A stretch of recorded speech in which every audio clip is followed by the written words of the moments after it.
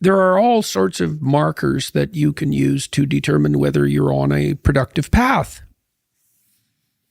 And one is that the goals that you have envisioned for yourself are sufficiently motivating so that you're inclined to work voluntarily or even enthusiastic about it. That would be best.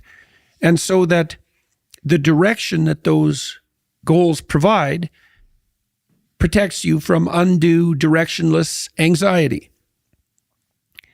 And so you have to negotiate with yourself to see if what you're aiming at satisfies you and fills you with hope.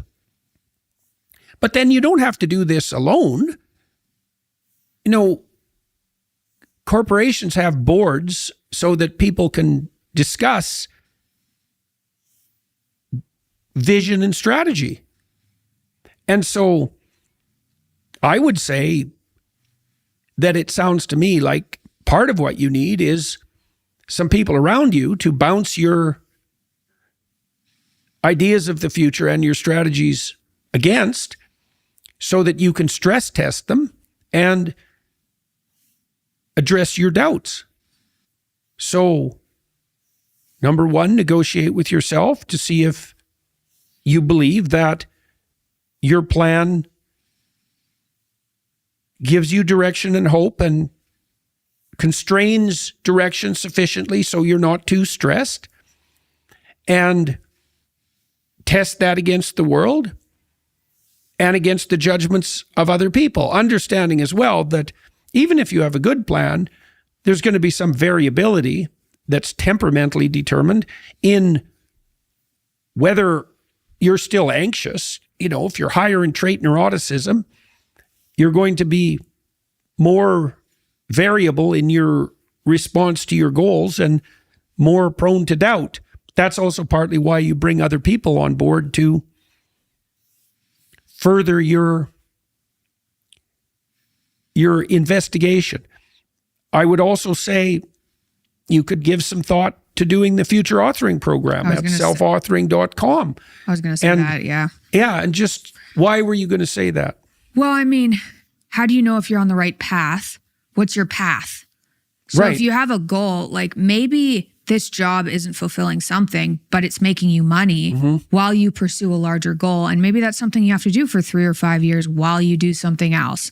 Or maybe there's opportunity in the job that you're not seeing, but you need an aim. Yeah. You taught me that. So where are you going? And then see if what you're doing is leading to that. Right. Okay. So, you know, is where you're going good? Yeah. Is it leading away from somewhere bad? Those are two initial questions, and that's how the future authoring is structured. But then this is a way of assessing your aim. Well, what should your aim encompass? Well, we tried to break this down in the future authoring program. You want a meaningful life. Well, let's differentiate that. Well, do you have a plan for marriage? Do you have a plan for children? Do you have a plan to educate yourself? Do you have some sense of how you would or could take care of yourself mentally and physically? How you could be of service to your community? You know, that could be volunteering, or it could be political, at all the different levels of political involvement that exist. What if your job is also good for the community? Can you combine those? Then good. Okay. You know, good. Two birds, one stone. It's just another place where meaning can be derived, right? And mentoring people is good for that, for example. It's extremely fulfilling for people. How are you going to protect yourself against temptation, drug and alcohol abuse, and sexual misbehavior? Like, the advantage to the future authoring program is that it provides a differentiated vision. And so this is what I would recommend to the gentleman who asked the question. It's like, go do that and do a bad job. Just sketch it out. Do a good first draft, you know, because you're not going to get it perfect and you're going to learn along the way. You can substitute a better plan if you come up with one.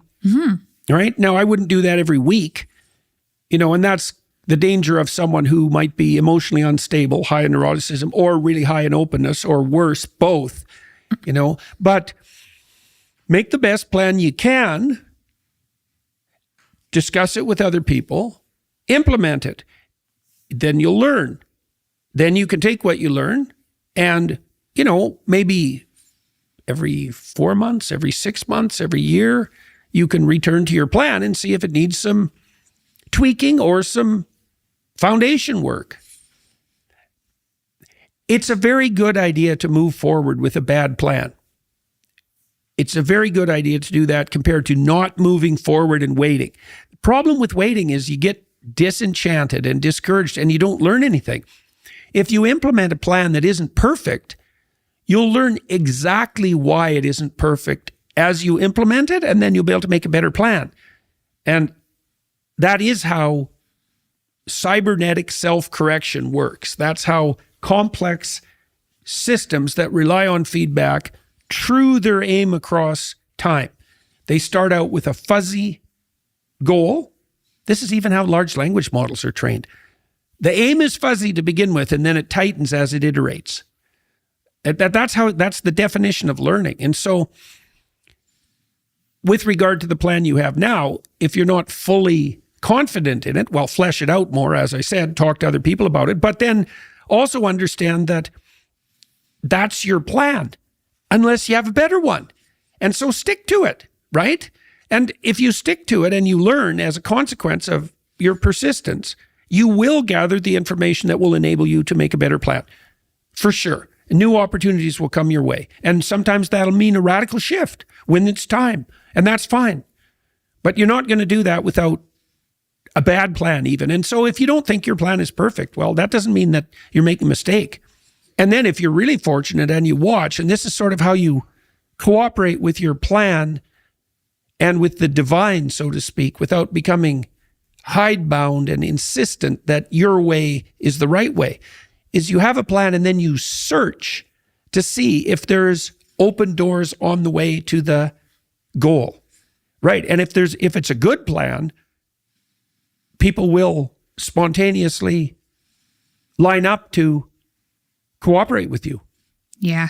I'm pretty sure this is how, all those, well, it's either a scam, but people who talk about manifesting? Yeah. They're like, manifest, it'll work. Mm-hmm. Those are either scam artists, which I think a good portion of them are, or they make a plan and are amazed at all the doors that open when they have a plan. That's exactly right. That's exactly what manifesting is. And and you got that right. There's two parts to it. There's the scam part and the other part, which is doors.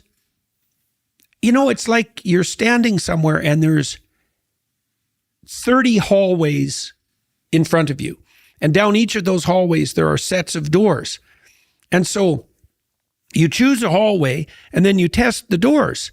And if you stay at the beginning of that, if you stay on the landing, you go nowhere and no doors open. If you pick a pathway, you forego the other ones, at least temporarily, but then you start to see the doors and then you can push and see, are they opening? Now, I would also say generally with the plan, the amount of your plan you're going to change should be proportionate to the magnitude of the opportunity, which means you can make a radical shift in your life now and then if the benefits are clear and overwhelming, right? Or the risk is worth taking in this adventurous way. But other than that, you should tilt towards conservatism. Don't change anything in your plan that you don't have to change, right? It's a tight balance to manage because you need to be able to pivot when circumstances have genuinely changed. But you don't want to upset yourself too badly by becoming a new person every 15 minutes, which is the curse of someone who's very high in openness.